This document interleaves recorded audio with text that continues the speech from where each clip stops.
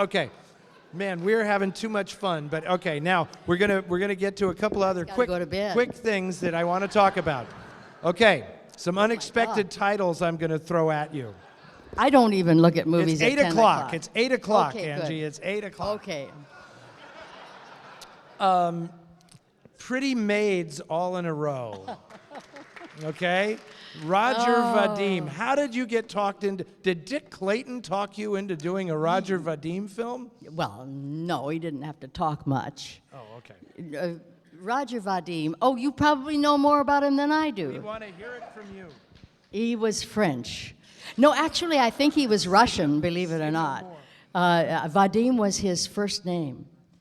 He was Russian or French. I have a feeling he was born in Russia and raised in France because he certainly married the French women. Yes, he did. He was a hunk and handsome and a very good movie maker, but not thought so by everyone. I mean, I think In God Created Woman is about nothing, just her butt. I can tell you what it's about. But that French movies did that anyway. Just make it pretty, and it'll be great. And sometimes it was. This is going to play really well in Paris when this gets on the internet. That's good. Okay. In the 60s. In the 60s. In the 60s. 400 Blows. There you go. Oh, my God. One of the great French movies. Absolutely. One of the great movies ever made. Yeah. Okay. Don't get me started. Well, we're going to go from Francois Truffaut to Roger Corman. Big Bad Mama. Come That's on, a jump. you are Big Bad Mama. Now, come on, you have a sex scene with William Shatner. I mean, this is like this is Americana of the highest order now. I mean, come on.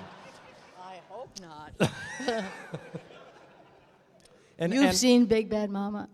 Multiple times. That's not film noir either. Doesn't completely rule my life. People usually don't admit to seeing Big Bad Mama.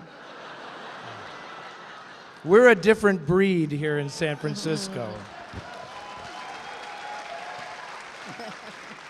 Well, let me put it to you this way. There are certain parts of Big Bad Mama I've watched multiple times.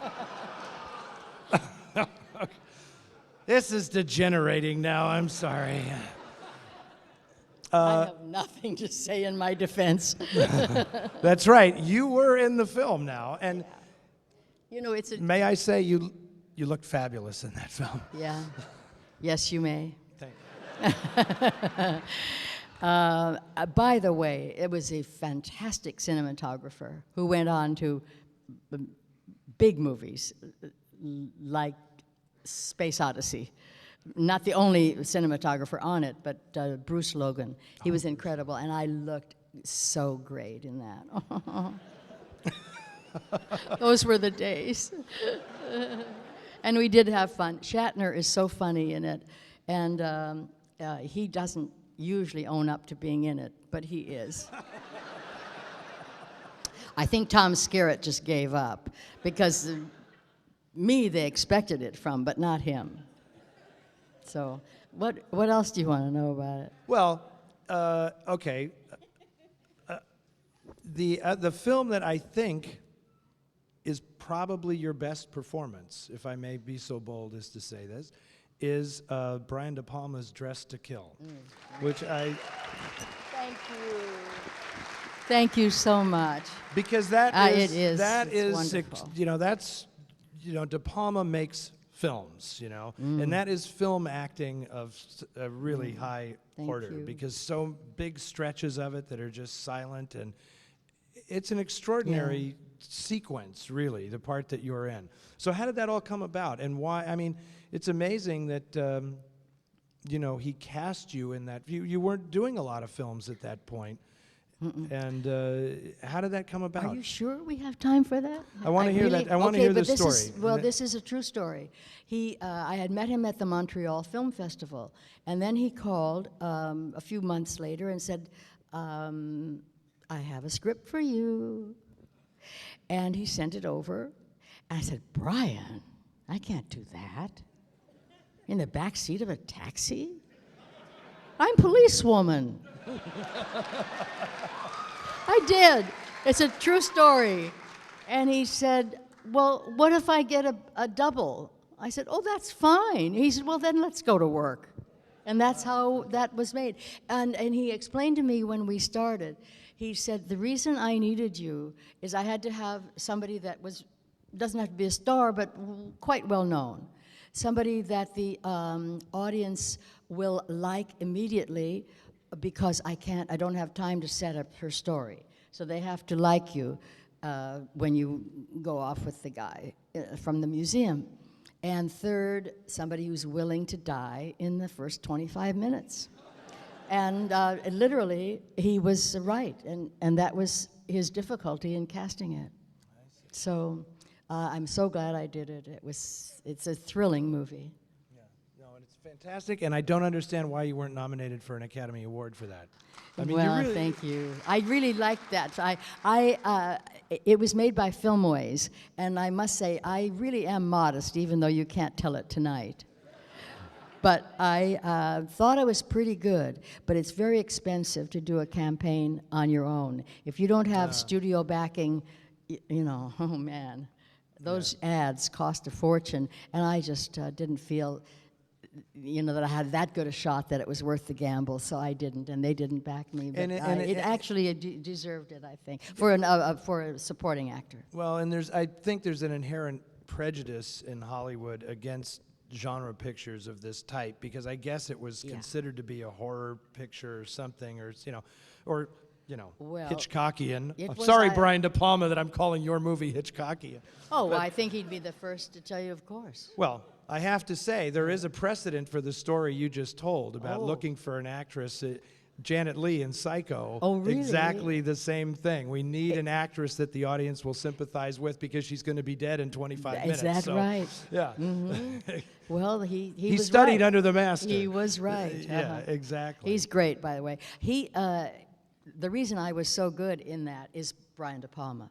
He's the same as John Boorman. They're very strong directors, and he wouldn't settle for anything less than what he wanted, and he was right. And every piece of that film was because he had his vision of what it would be, and he said, okay, let's do it again. Yeah. And Michael Caine said he did 27 takes of coming down that stairway in the hospital. He said, go back up and do it again.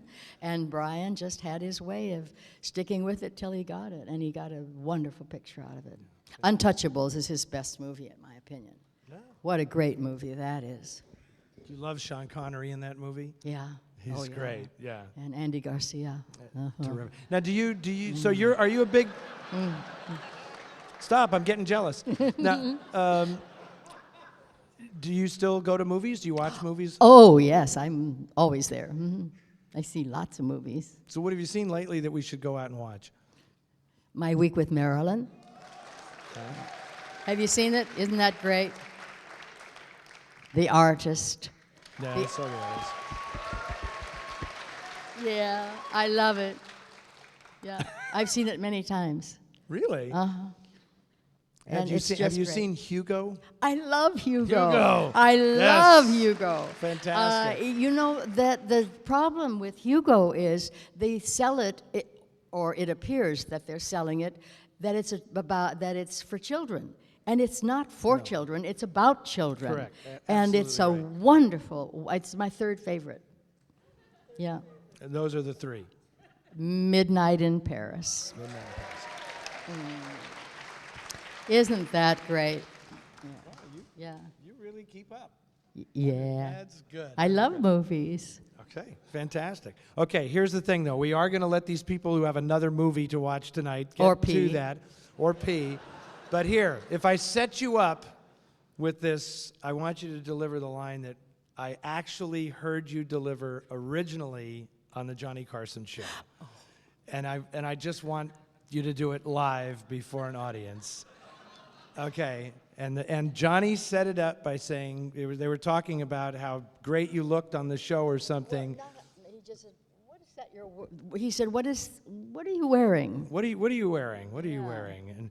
And you gave. And I said, "It's just it's a kind of a hostess outfit. It was pants, not a skirt, pants, and kind of a half flowy and half." Well, let me ask you a question then, Angie. Do you dress for men or do you dress for women? And I said, "I dress for women and undress for men."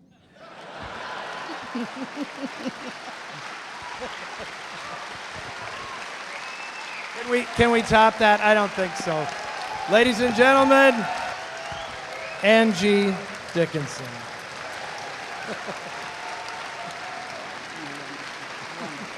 Thank you so much.